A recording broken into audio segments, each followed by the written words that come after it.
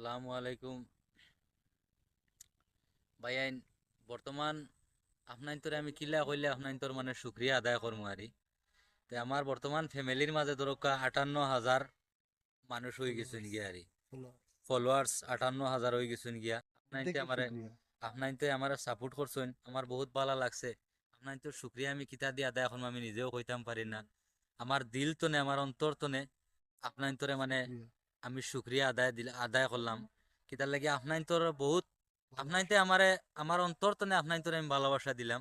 আপনাইতে আমারে বহুত ভালো পাইছেন বা বহুত সাপোর্ট করছেন।